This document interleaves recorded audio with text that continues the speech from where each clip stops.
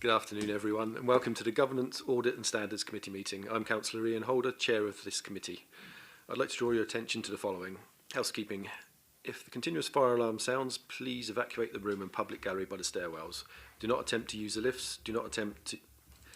Please assemble at the turning circle at the end of King Henry Street, past the University's Park building. So not by Queen Victoria, out the back. Live web streaming. May I draw everyone's attention to the fact that this meeting will be live streamed. Can I please remind all attendees to turn their microphones on to speak, then off again once you've finished speaking. Members of the public are also permitted to record the meeting on the understanding that it neither disrupts the meeting nor records those stating explicitly that they do not wish to be recorded. Please be advised that the public seating area is not in view of the camera used to webcast this meeting. Please can I ask members and officers to introduce themselves, starting to my left. Hello, Helen Dickerson, I'm Deputy Monitoring Officer.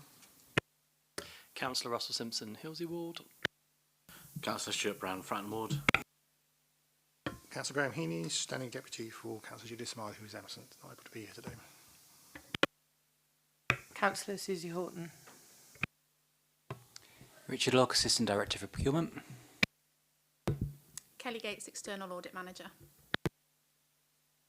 Kelly Nash, Strategy Unit. Steve Belshaw, Group Accountant, Technical and Financial Planning Team. Helen Clem, Finance Manager, Technical and Financial Planning Team. Richard Webb, Deputy Director of Finance. Paul Somerset, Deputy Chief Internal Auditor. Elizabeth Goodwin, Chief Internal Auditor. James Harris, Senior Local Democracy Officer. Thank you. Item 1 on the agenda. Apologies for absence. Apologies have been received from Councillor Spencer Gardner and Councillor Judith Smythe. Councillor Heaney is in attendance as a standing deputy for Councillor Smythe. Item 2, declarations of interest. Do any? Oh. Sorry, I did send an email to say that I can only stay for 45 minutes, so it was either not coming at all or coming for that amount of time. So I decided to come. We'll try. I will be sneaking out at 1:45. Thank you. Declarations of interest, members. Any declaration of interests? I have the usual one. My wife is personal advisor for the Children, Families and Education Directorate. Item 3, minutes of the meeting held on the 17th of September 2025. Are members happy that I signed the previous minutes as an accurate record? Thank you. Which leads us on to item 4, Portsmouth City Council Audit Progress Report, year ended 31st of March 2025. And Kelly Gates is in attendance to introduce the report. Thank you very much. I was going to reintroduce myself, but obviously I've already done that, so I'll just move on straight to the report. So as said, I'm here today to present our progress report, which starts on page 11 of your reports pack. And this report summarises the status of the audit to date. And page 17 on the agenda pack gives a bit more detailed breakdown of where we are with the work by risk area, which I'll just sort of run through now. So in relation to the presumptive risk of management override of controls, this work is still ongoing, but to date we haven't identified any issues. The work is something that we do continually throughout the audit right up to signing, so that will sort of conclude when the audit is finished. For significant risk 2, the inappropriate capitalisation of revenue expenditure, this work is now substantially completed but is subject to internal review, but no issues have been brought to our attention to date. The next risk is the risk in relation to inappropriate recognition of trading and investment property income. Again, we've not identified any issues to date, but this work is going through final stages of review. And then next I'm going to cover our work on property, plant and equipment valuations and investment property valuations. So this will cover significant risk 4, significant risk 5 and risk of material misstatement 4 on page 17 within that list. This work on valuations is still ongoing but is significantly progressed. We split the work, so some is done by our internal audit team and then some is done by our internal specialist team. In terms of the work by our internal audit team, there's just 2 assets now left with them queries on. And in relation to the work being done by EY specialists, as of Friday just gone, they've now received all the information they need from the external valuers, so they'll be able to progress through this work now. So through our current year audit work, we have identified a material misstatement in the prior year PPE balances. This relates to a group of assets that have been revalued in the current year using a different valuation method. It's been noted that these assets should have been revalued using this valuation method in the prior year, and this has resulted in an adjustment to prior year property, plant and equipment balance of around 30 million. Discussions are still ongoing with management as to whether they make this adjustment in the 24-25 statement of accounts or not. In relation to the risk of the CIS restatement and IFRS 16, this work is still ongoing. And then the last risk on that page is around the pension liability valuation. And again, this is substantially complete and is just going through final stages of review.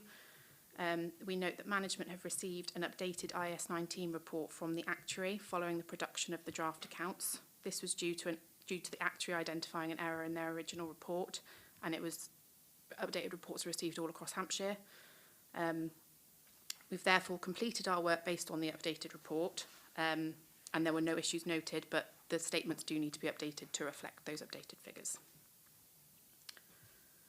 So next, I'm just going to run through the audit difference that we've noted to date as part of the audit.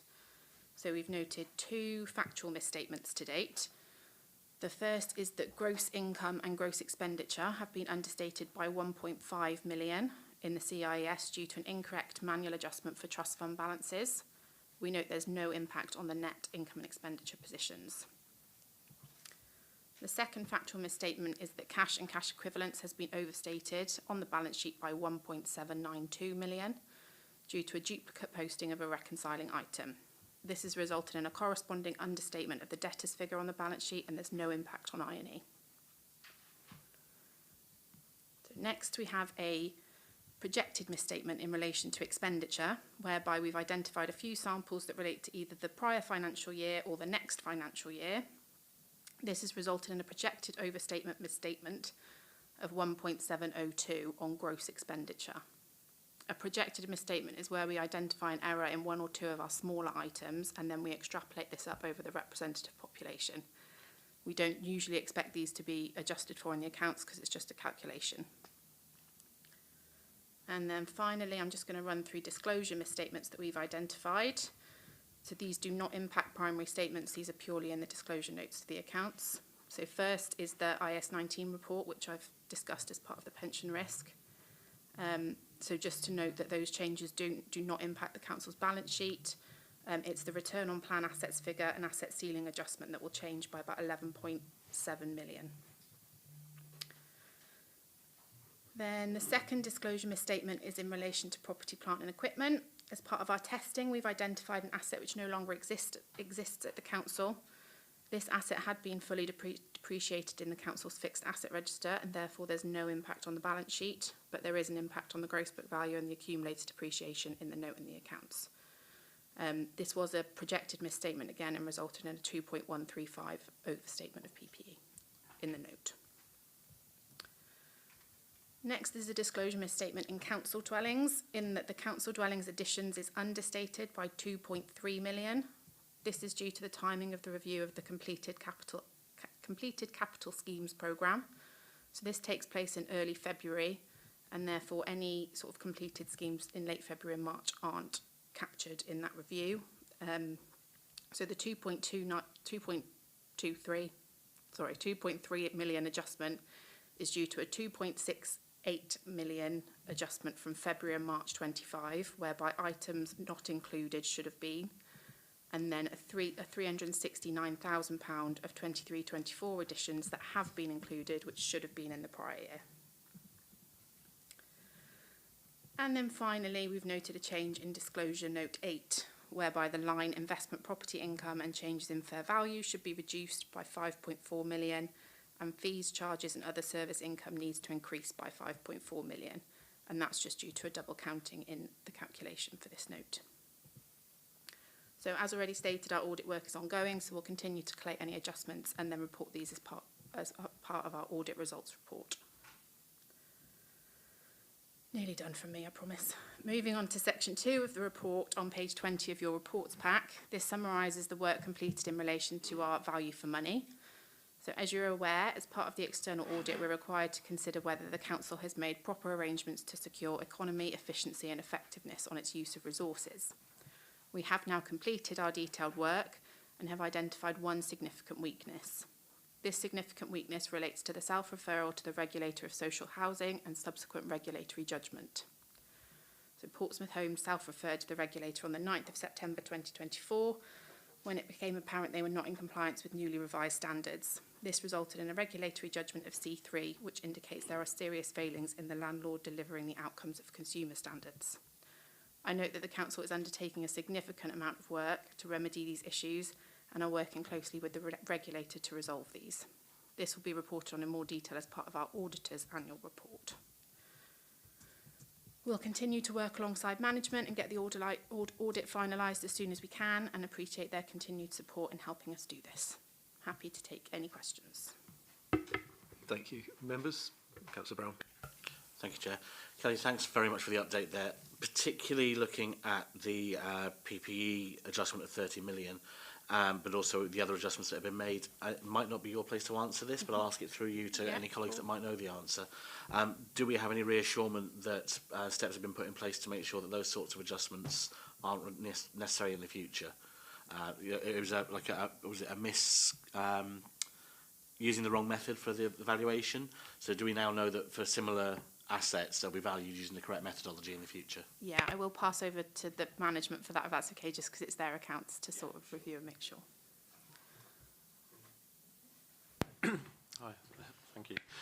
So in relation to the valuation adjustment, there was a change in the guidance in October 23. It was a RICS, and I'll pass on to my colleagues for more detailed clarification, but there was a change in the guidance around valuations. When the next valuation occurred, those assets were then revalued using the new methodology that was to be followed. We didn't go back and revalue the prior year for that same methodology because it was deemed to be a change in accounting estimate rather than changing accounting policy. So we are now currently working through whether we need to do that adjustment or not, but the correct methodologies were followed, but there was a change in the guidance around how those assets should have been treated, and so therefore we followed the latest guidance in the new code. Does that give you that reassurance? Yeah, very much so, thank you. Is there a chance that the guidance could change again and then you would have to re-evaluate it all over again? I mean, is it a reoccurring, or was it for, was the, when you did it the first time, it was based on a protocol that you'd had already in years for place? So there is always a chance that guidance will change. We do normally get a bit of foresight on it, you know, they give us a bit of warning, so it's nothing that I would expect them to change again in the next year or 2 years. It's generally, if they change it, it's going to be that way for quite a long time. So it's not yearly change? No, no. So you had, so when you did the protocol the first time, the first time you assessed it, it was something that was for a very long time, so okay, thank you. Thank you. So just to clarify, so they're originally valued on an existing use value basis, which is how they were originally treated, and the guidance then required them to be calculated on a depreciated replacement cost basis, and therefore the asset values increased due to the change in that treatment. Thank you. Members, any more questions? Councillor Eni. Yeah, I'm interested in getting into page 16, this bit about the asset. When I saw that comment about the asset being depreciated and no longer being there, it raised a question in my mind: is how accurate is our asset register? I'm assuming the figure is the valuation of the asset, which means it's probably quite a large asset. So how come we seem to miss that we either got rid of it or demolished it or whatever? So that one, although it's not in the projected misstatements section, it is also a projected misstatement. So it was one of our lower value representative items that we identified that had been fully depreciated and didn't exist any longer, and therefore we've had to extrapolate that up over the population, and that's what's resulted in the 2.299, not the fact that the asset was worth £3 million. Going back to my question about how accurate is our asset register, how accurate is our asset register?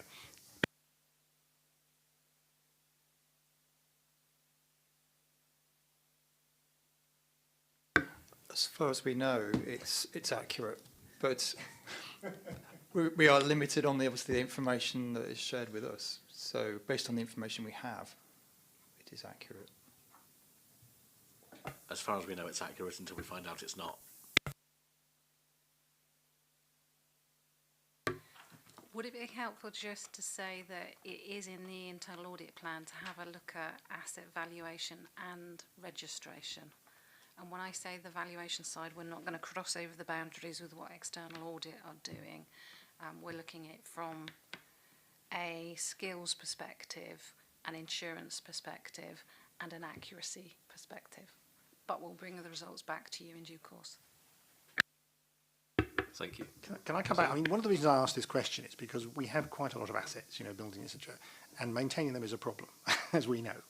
And having an accurate sense of what we actually own and what we actually have to look after is probably quite important, because we make assumptions on spending, on what we need to maintain and so on. So that was really why I was getting to the bottom of trying to get to the bottom of how accurate is our asset register.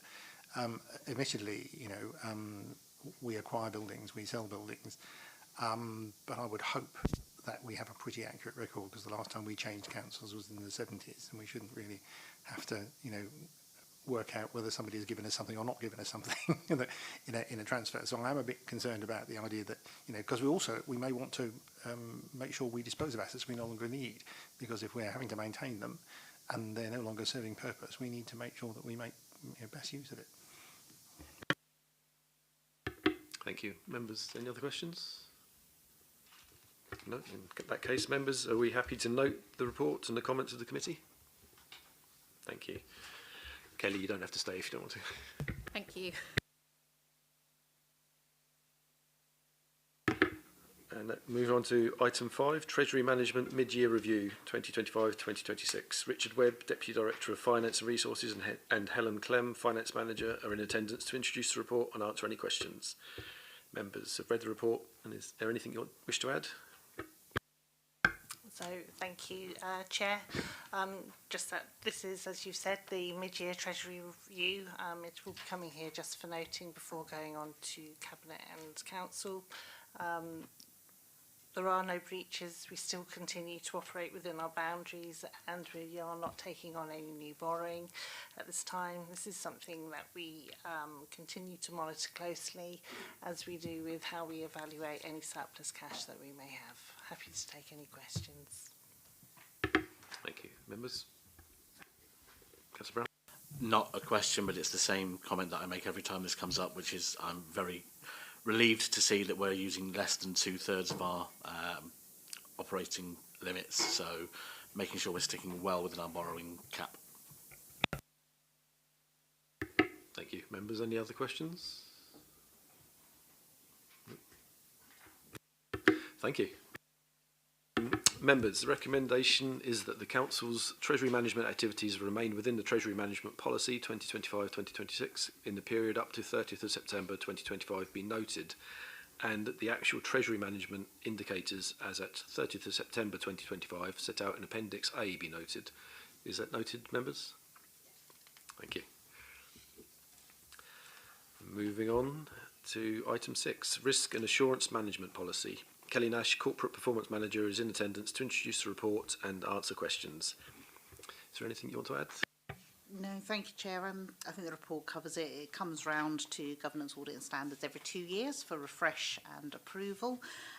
This time it's a little bit later in the cycle because we took the opportunity to include findings from the recent internal audit review of the policy.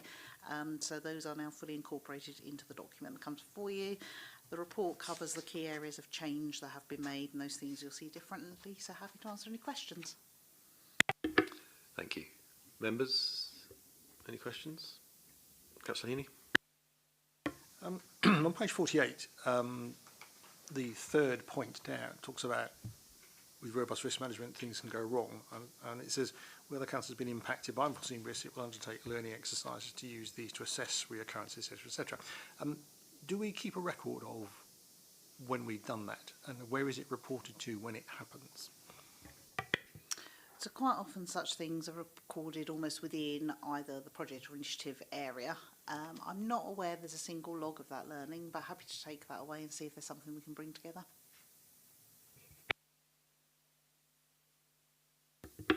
Any other questions?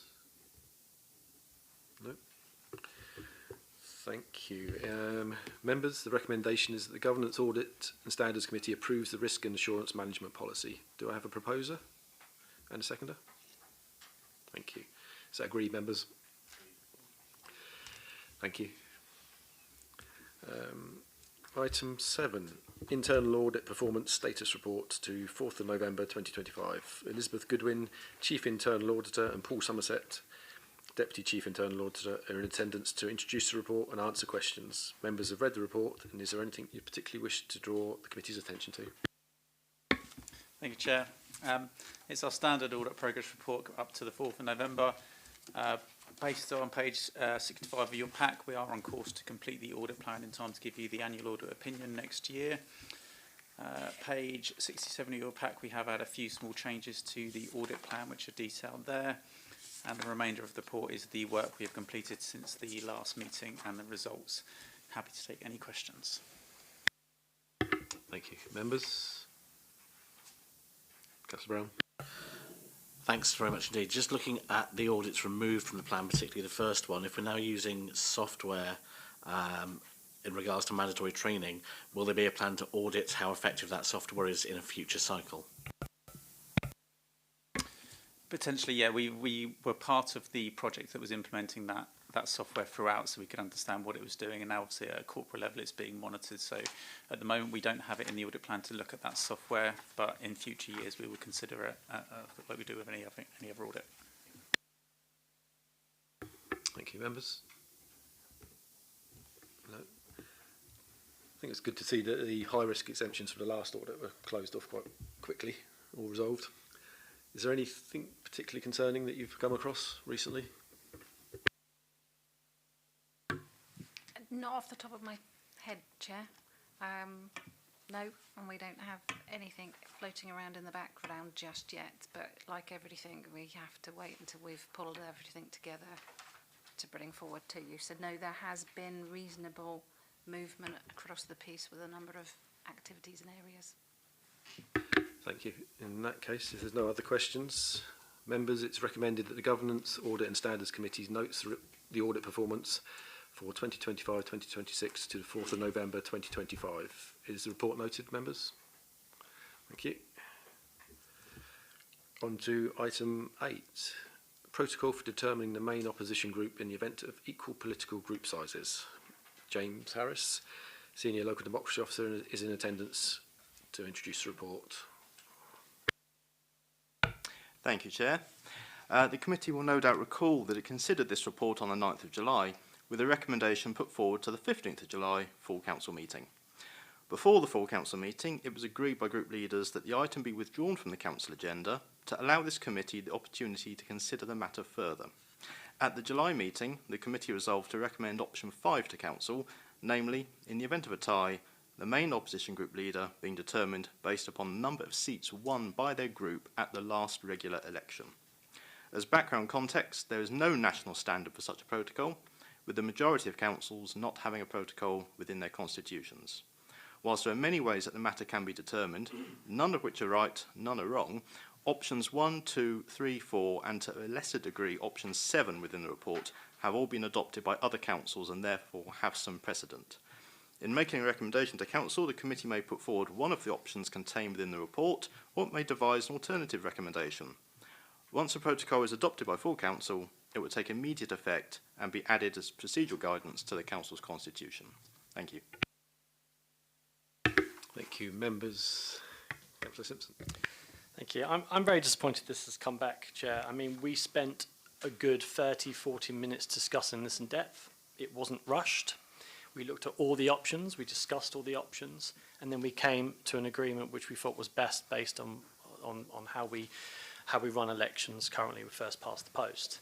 Now, the councillors on this panel are even more experienced than me, very experienced, especially Councillor Horton, Councillor Judith Smythe, and I was given very much the impression, because I was actually in that leaders' meeting, I was given the impression by the leader of the Labour group that we, as she put it very strongly, we messed up, but it was used different words for that, and I felt that was very unkind, considering we hadn't messed up. We had looked at all the options, and then on top of that, the leader of the Labour group believed that we didn't ask the very important question of, does it mean that it's immediate? Which, considering in our constitution, any decisions made in gas and the Medical Council is immediate, especially when it comes to this, as it's a, what's the word I'm looking for? Decision-making committee panel. I was just quite surprised that it's come back here and wasted time when we spent so much. So I'm going to recommend that we put it back in as is, because I felt that we did enough work the first time. Thank you. Councillor Heaney. Thank you. I wasn't at the discussion at the previous meeting. I was hoping I could come and do a deputation, but I didn't have time because of work commitments. So I heard about the discussion that took place after the event.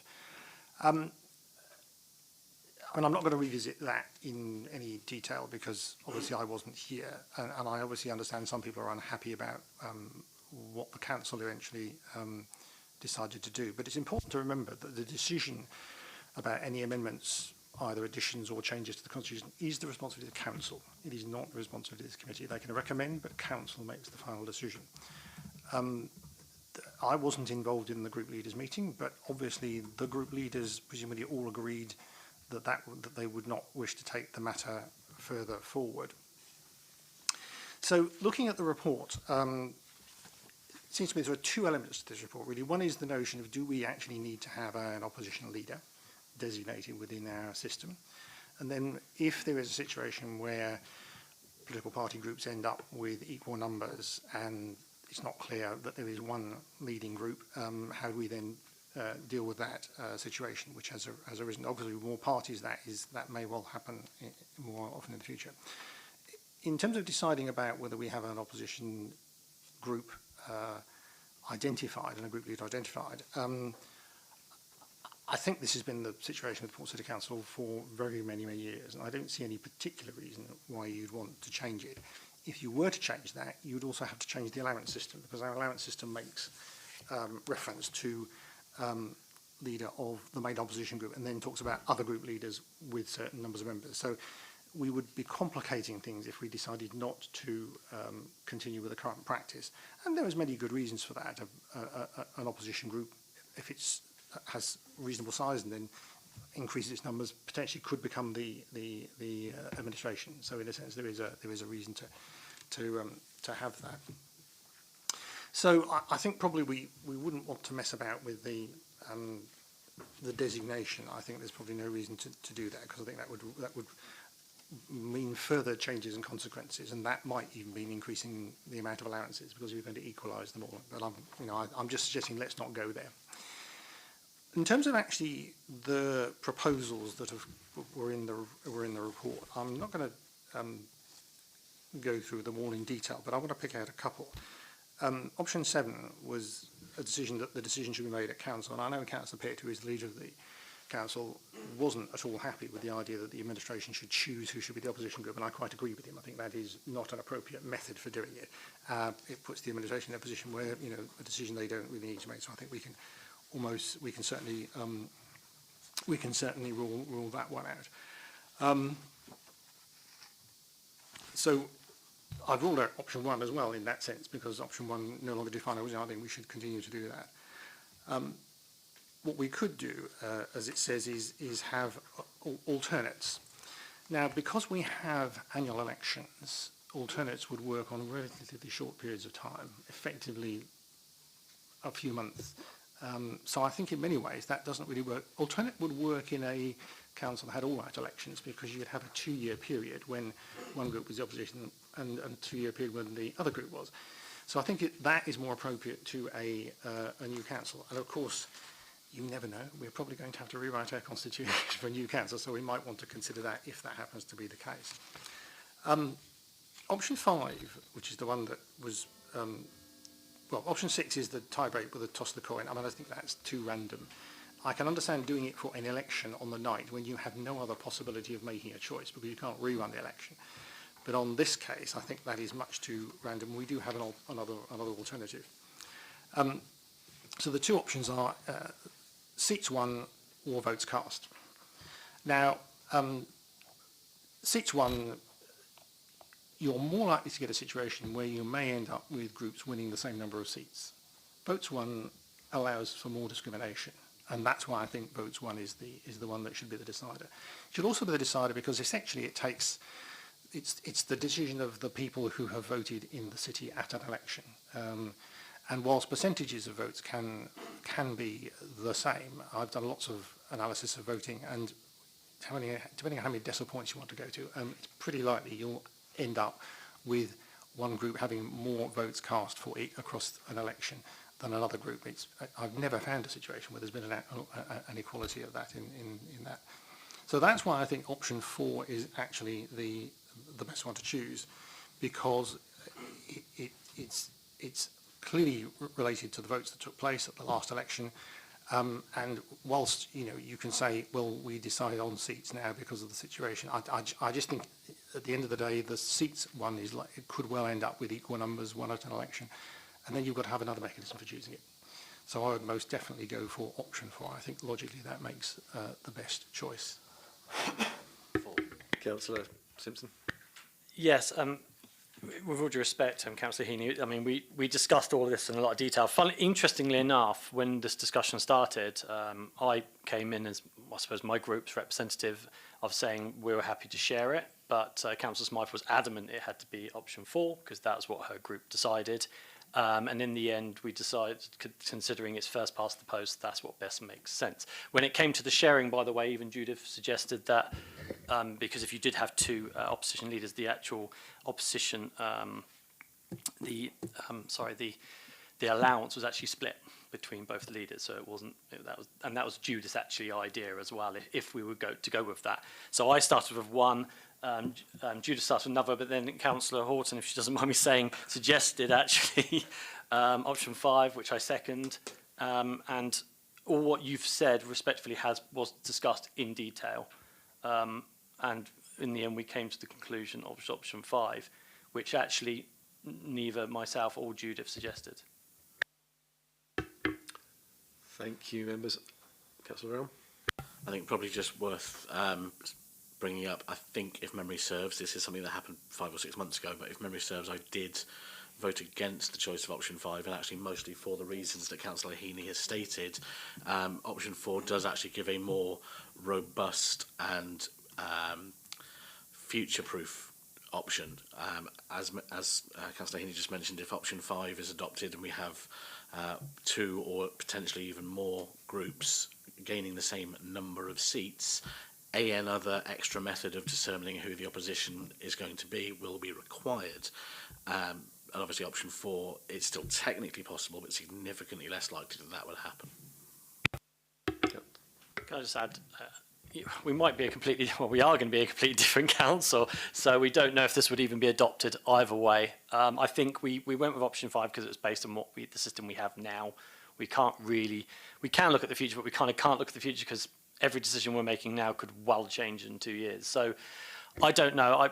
I'm happy to stay as is, and literally look. I've got no dog in this fight technically, so it's irrelevant as it stands at the moment. The opposition's Labour, so it doesn't really make much of a difference. But at the same time, I think it would be wise to stick with the system that we have. Well, none of the group leaders have actually been in touch with me to say why this was sent back to us or what they didn't like about it. So, yeah. Can I say we don't have a system at the moment? No, but why it wasn't accepted the first time round? I've been given no reason why this was sent back. Because the question wasn't asked that will it be instant? Would it be instant change? So is that the question we need to ask and just go with what we agreed yes, last time that and was then decide on when the, it gets implemented? That was the question that Councillor Gerarda felt was not asked and should have been asked, and that's why we messed up greatly. Councillor Heaney? Chair, can I suggest whatever the group leaders do or don't say is for group leaders in individual groups to do, and and I think it's irrelevant to talk about that in the meeting. The issue is what system are we going to? I think it would have been relevant for them to say why it was sent back to us, rather than we don't like it. We don't have a problem. Our group has a very clear position on this. I don't know what the other groups have said to their group leaders. It's not something I know about, and I'm not going to speculate on. But it's not relevant, really, in a sense, for the decision. the decision is whether we go for option 5 and send it back to the council again, or whether we go for option 4, which I think would be, and as my colleague to the left, right to me, said, would be, I think, a better option in terms of how we reinforce the decision and make sure we don't have to come back again. Councillor Brown. Yeah, and I think the fundamental thing we've got to remember is we are here to make a recommendation about what is best constitutionally for the council. And actually what system of elections we use almost doesn't matter. It actually doesn't, because elections are used to elect members to positions. This is a mechanism by which we decide who is actually going to be an opposition group in the event that the system we happen to have at the time is a tie. It doesn't matter whether it's first past the post, it doesn't matter whether it's a proportional system. All of those different systems could end up bringing a tie to the table.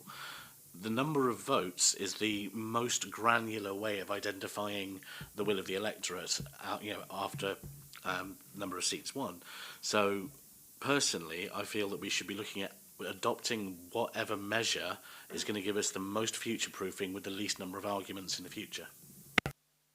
Councillor Simpson. I mean, respectfully, I mean, this was also brought up, as you well remember, that then shouldn't you also then decide who runs the council by what the people want, by the most votes, and not by seats? I just look, as I said previously, we probably don't have long in this council. I know that's really negative, but I just think if we stick with the system we've got, that's my opinion. I fully appreciate everyone else's.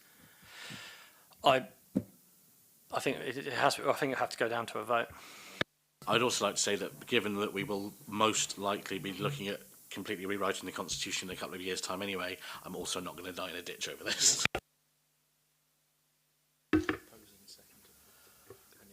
So, do we have any actual suggestions that are going to be proposed? And I've moved as recommended last time. So, we need any seconders for option 4 and option 5? I'll second Councillor Heaney. Seconder for option 4? 5, sorry. No seconder for option 5? So we'll vote on option 4 then. Members, all in favour of option 4? Any against? Any abstentions? So we'll send option 4 passed. So members, it's recommended that the Governance, Audit and Standards Committee considers the available options and recommend that the Council adopts option 4, and subject to adoption of option 4, recommends to Council that any resulting consequential changes to accommodate the resolution be made to the Council's constitution. Given that 2 different meetings have come up with 2 different options, might it make sense to send both options to Council and have full Council vote on the 2 options? Yeah, I'll second that. James, is that something we would have the power to do? Well, I suggest as the matter's been withdrawn previously, we'd probably just go ahead with the option that's been put forward here, unless by will of this committee you want to vote on putting both options before options 4 and 5. Councillor Orton. On that note, I think it's a sensible idea, Councillor Brown, because what I can't understand logically is that a debate was had. It was sent to full council. For whatever reason, you don't know, none of us know what the reason was. I think it's a bit of a red herring to say it was this dispute about whether it was immediate or not. I mean, maybe there's an assumption made on that, but actually, what's to say that the same thing won't happen? That's my logical brain. I actually have never at any point thought about the consequences of it happening immediately or not. I did it on a logic and principle. The reason I abstained is because my logic and principle was worthless last time. So I'm assuming that the same thing could happen if an alternative goes through, unless whatever reason it was that made the last one unacceptable is not equally as appropriate. I think we're a little bit in the dark here about what the reason was, but that's the reason I abstained, because the time I invested, the debate we had, and the vote that I had was absolutely meaningless last time. unless there is a reason that I haven't been told. So I actually think it's a good idea, Councillor Brown.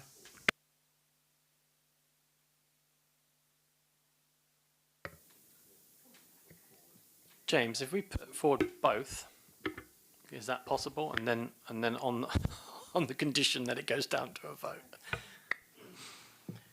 It'd probably be clearer, thinking about it, if the committee was to put forward one view, but of course, it's a recommendation from a committee, it is subject to amendment, so if other members wish to put an amendment in, that would then trigger a vote on the two different options.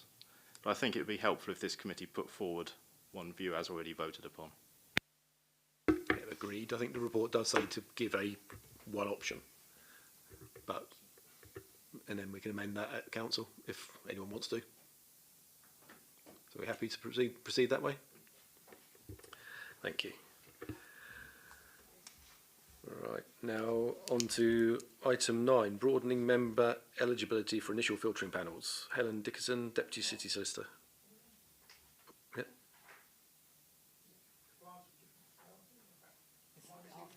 After. Yeah. Helen, over to you. It's proposed that we broaden the pool of eligible members to sit on the initial filtering panels. Currently, it's only members that sit on this committee that are put forward to assist with the initial filtering panels. Previously, there had been an indication from this committee not to disapply political proportionality, and as there has been an increase in the number of initial filtering panels taking place over the last 12 months, that has made it quite difficult for the current members to have capacity to deal with those. So it's proposed that they make all members eligible to sit on the initial filtering panel to allow for that broader representation and hopefully allow for greater capacity so that all members are able to partake in that, but also that they move more smoothly and quickly. I'm happy to take any questions. Thank you. Councillor Brown. I'm fairly certain I know the answer to this, but just to double check, there is no reason because of national legislation that it has to be members of a governance committee, is there? No, that's correct. Councillor Heaney. I've sat on these before, and what I was interested to know is about the impact of potential delay. Are we having serious problems with delay because we can't get members to sit, or are there other reasons for delay in dealing with complaints? Because obviously, if it's a member complaint, the independents deal with it. It doesn't involve us as members. It's when it's a member of the public who complains about a member or members that we get involved. And I'm just wondering if there's any significant problems with delay on that that's contributing to this. There is a little bit of a delay. I would say that there have been a large number of IFPs that have been coming through more recently. But of course, with the members that we have, it is difficult to find member time to be able to devote to providing for this from quite a small pool of members. Thank you. Any other questions? No. Recommendation. Members, it's recommended the committee agrees the expanding the pool of the members eligible to sit on the initial filtering panel to all members of the council, and that delegated authority be given to the city solicitor to make any consequential policy and procedural document changes. Are you happy with that? I think that's a sensible. Yeah, agreed. Thank you, members.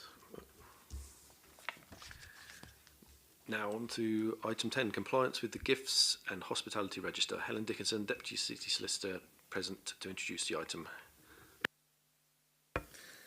So, along with the agenda item, there are the usual annual reports about the allowances and gifts and hospitality that have been provided over the last year. This report is to look at those updates. The policy was approved in 2007 and last reviewed in 2020, and the rates are £25 for gifts, £40 for hospitality, £5 for adult social care. We have a large 2 ring binders, I think, in the City Solicitor's office of the items that they come up with. They're available to view, but not in the pack because it's quite substantial. And then £50 for counsellors for gifts and hospitality from single donors. And what you're being asked to look look at is whether you need to make any recommendations to change this to the gifts and hospitality policy, and if not, to note the reports. Thank you. Members? Councillor Brown. Two things very quickly. Does this apply to officers and members, or is it specifically for officers? Is the first one. It's for both. And do we have any idea of the impact of cost of living changes over the last 5 years since the policy was last updated, and what the modern equivalent might be? So, for example, £40 for hospitality probably wouldn't get you nearly as far nowadays as it would 5 years ago. I don't have any specific data regarding that, I'm afraid. So I think it might be worth having a short discussion about whether we do want to look at the limits, considering the change in the cost of services that are being provided under the policy. Yep, happy with that. Members, any? Councillor Heaney? Yeah, just referring to page 115, it does talk about members, and in the first one, it says Councillor 6, Marengo Community. That means 6 councillors were somehow involved in getting the, but we don't know who they are.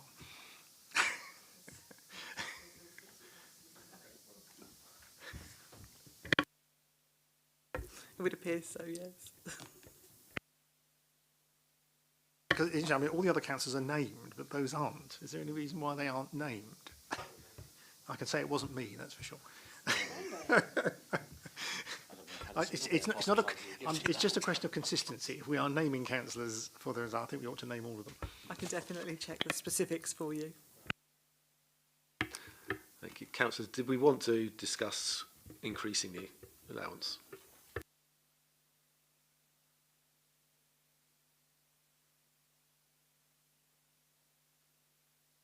Councillor Brown, did you want to? I'm just checking something. Okay.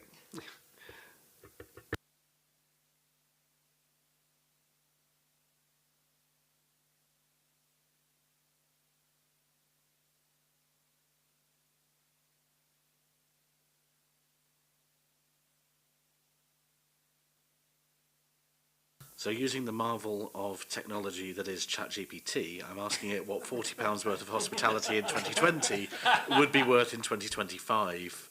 It's having a look at ONS CPI indexes, and it's saying it would be roughly the same purchasing power as £46, £47.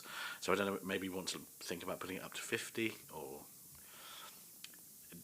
or leave it where it is. Again, it's not something I'm overly fussed about. I just think it's probably worth bearing in mind given the changes in cost of living, inflation, all those sorts of things. And maybe we can get some advice from our team from finance as to what they think. Bearing in mind, obviously, you have an interest should you ever be offered any hospitality. I don't have any comments at this stage because it's not something we've considered, but happy to support a review. Thank you. Councillor Heaney? Yeah, I think it's probably worth considering whether we do need some sort of mechanism to change it. Either we could use existing inflation measures, every year, or we could pick a time, after a couple of years, review it and whatever. But yeah, obviously we don't want to make a decision now, but I think thinking about it for the next time would be worthwhile. Yeah, I think that's a good point. Could something be brought back to gas? Yes, certainly. More than happy with something to come back next time with suggested changes based on cost of living, inflation, CPI index, all that sort of stuff. Thank you. Yep, sounds good. Any other questions? So, recommendation. It's recommended that the committee considers whether or not to make any recommendation of change, which we've asked for a report. And in the absence of any changes, currently the report is noted. Thank you.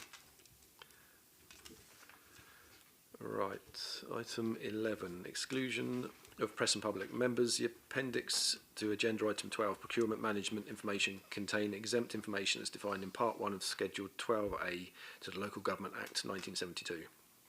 Members, I propose that we consider the non-exempt report in open session and only move to exempt session if members wish to discuss the detail contained within the exempt appendix. Is the committee happy with this approach? Thank you. So, item 12, procurement management information. Richard Locke, Assistant Director, Procurement, is in attendance to introduce the report. Thank you, Chair. I'll just run through a quick summary of the report on the basis that it's already been read by councillors. as the last report, we're reporting on 3 key areas, so spend compliance, so that's being able to track financial transactions to contract entries. High value direct awards, that's direct awards above £150,000 in contract value that the council's made. And contract KPIs, which I can provide high level information on, but if we want to go into the detail, that will require going into the exempt section.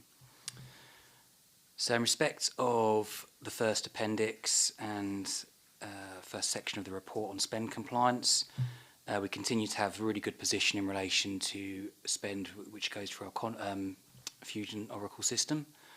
That's going to put us in a good position in terms of understanding what contracts that we hold as a council, which is going to be a vitally important thing for the future.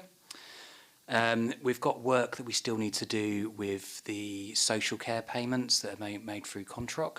So we have contract entries on the register.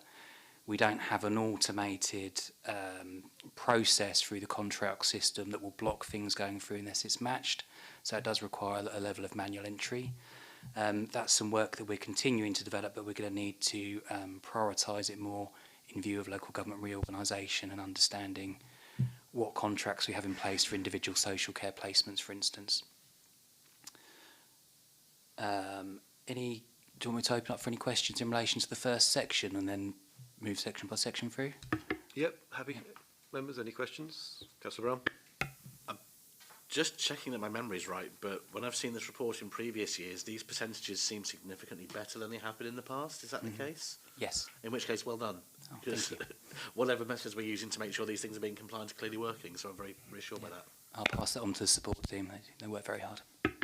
Thank you. I did notice one of them, though, that was at, I think it's executive services, was at 0%. Let me find that one.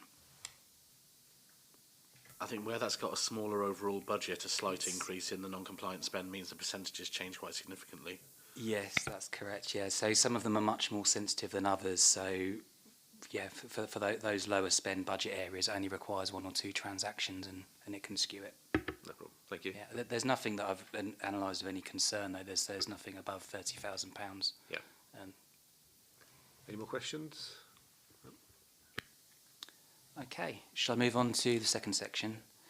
So this section, we've removed the quarter versus quarter comparison because it wasn't really that relevant, because we can make very different decisions in one period compared to another in relation to direct awards, and it's not routine. It's very specific to the contracting question and the decision-making factors around that.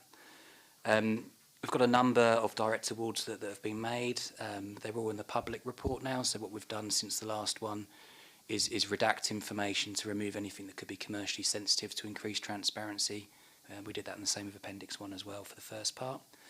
Analysing those direct awards that have been made, there's nothing there that causes me any major concerns, nothing which would be a breach of procurement regulations, and in terms of the direct awards, reasonable assurance in relation to obtaining best value still. That's in relation to either letting contracts via framework agreements where there is leveraged competition that you then draw down from later. Where we haven't managed to benefit from that, still good benchmarking that's been undertaken by the service areas to check that the costs that we're being charged are still in line. Any questions there? Thank you. Members, any questions? Carry on. Okay. In relation to Section 3, which is the contract KPIs, we have ramped that up, and we're now, I think, pretty much finalised on having all contracts above £150,000 subject to the 0 to 5 KPI. We've decided to set it at that level through the contract procedure rules, because once you start becoming below that, contracts tend to be let more towards purchase order terms and so forth, so it becomes a bit disproportionate to apply at that level. In view of that, you run the basic Pareto analysis, we're now at a very high percentage in terms of contract spend, which comes under the KPI performance. A lesser percentage when you look at the number of contracts, but it's for the reason that I just highlighted before, that we've let that 150k. In relation to completion of contracts by KPIs on the system by service areas, it does take some work to remind, but we are at 100% completion, which has been really, really good. We do have a number of contracts, 3 in total, that are at 0 or 1, which is obviously a cause for concern. I can give some more information on that. There is good measures that the service areas are taking to address the performance issues, which I can go into more detail. In general, though, we're in a good situation in terms of achieving value for money through our contracts. A very high proportion are scoring at 4s and 5s, so good to excellent, and remainder really at the 2s and 3s, so satisfactory performance on the contracts. Thank you. Members? Any questions? I think while you've highlighted the value and the number of contracts scoring 0 to 1, it's still worth mentioning that 99% of our contracts are scoring 2 to 5. Mm-hmm. Obviously, it would be nice if more of them were scoring in the 4s and 5s, but I'm sure there's work undergoing to bring those contracts in line with what we're expecting from them. Yes, yeah. So any time that we let a contract, we do high levels of diligence, and in general, as you can see, we usually get very good outcomes for it, either satisfactory or there's a lot of good to excellent outcomes through our spend through contracts. There will always inevitably be some which we don't get as good performance through, and it's what we do about it to address the performance and try and avoid those situations happening again in the future.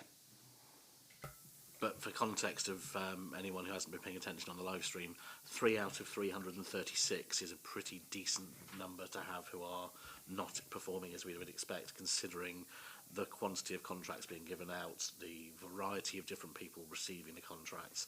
I'm actually quite happy it is that low, so I think I agree there's no real major cause of concern. Agreed. Numbers look really good. Thank you. Any questions? Any other questions? Probably also worth pointing out that if there were any causes for concern, our colleagues in internal audit probably would have raised them with us by now. Richard, can you carry on? I think that's everything I wanted to summarise from the appendices, but I don't know. Members, did anyone have anything to do with any questions on the exempt questions? In which case, can I please remind members that we're in open session, therefore we will only be considering the report at this stage, not the exempt appendices. Once the report has been considered, I shall ask members if they wish to discuss. So we need to go into... Yeah. Let's have a look. I propose that under the provisions of section 100A of the Local Government Act 1972, as amended by the Local Government Access to Information Act 1985, the press and public be excluded for the consideration of the following item on the grounds that the appendices to the report contain information defined as exempt in Part 1 of Schedule 12A of the Local Government Act 1972. The public interest in maintaining the exemption must outweigh the public interest in disclosing the information. Do I have a seconder? Is the motion agreed?